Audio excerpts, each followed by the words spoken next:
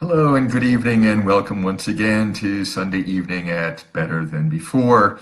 I am your host and constant source of talk, Dave Edelstein, here to talk to you about all things mindful, all things communication, all things mindful communication, and all things connection.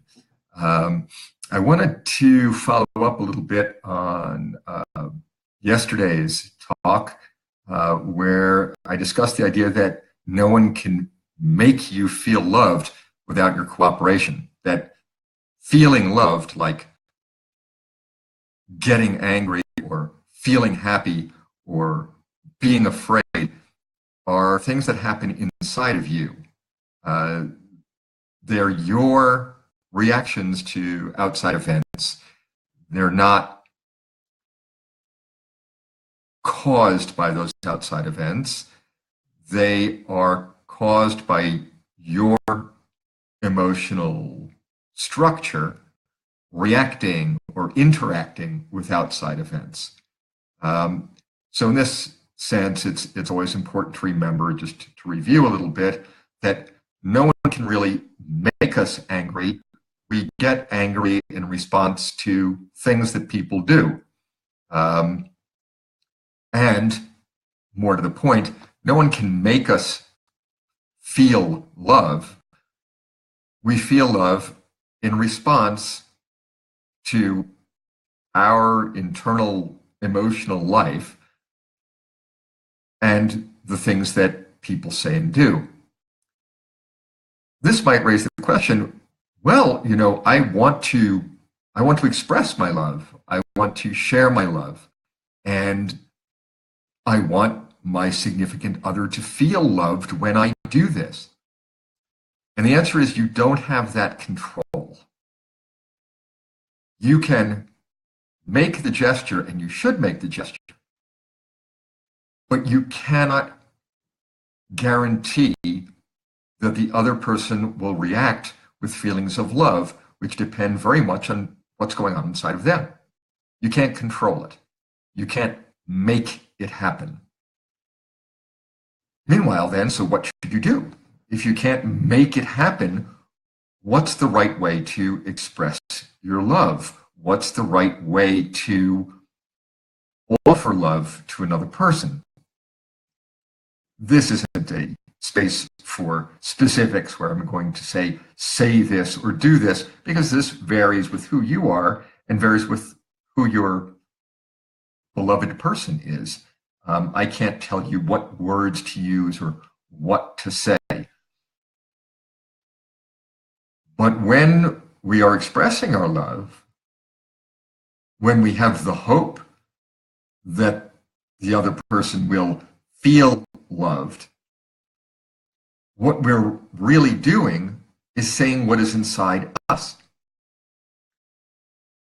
And it is important, if we're trying to connect with someone else, that they know and understand and are aware of what we feel. Sometimes when we express our love, like we offer our love, and we show by word and deed that we are in love and that we are people capable of love, the other person's able to respond with love feelings of their own, that there is a mutual love. There is a mutual emotion. This is something that is unique about love as an emotion, is that can truly bring two people who are both experiencing love together. Not because they make each other feel loved, but because there is an atmosphere, there is a mutual offering of love. Love is about what we give. It's not about what we get. That should be readily apparent. It's what we do for the other person. That's when we're in love, is when we do things for someone else. When we would gladly do as much as we could to make their life better and to help them have the kind of life that they say that they want. That we would make sacrifices, that we would show our vulnerabilities, that we would take risks to give them that. If the other person feels love, great. If the other person does not feel love, that's okay. It's not in your control. It's not in your control. You can't make that happen. This is something you have to offer with a full acceptance of whatever meeting of the minds and hearts and souls is achieved. So don't be too hard on yourself.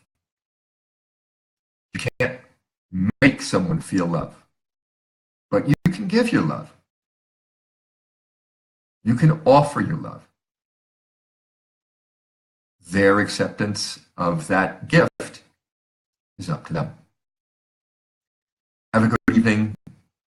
Enjoy the rest of your Sunday, and I'll see you tomorrow evening. Good night.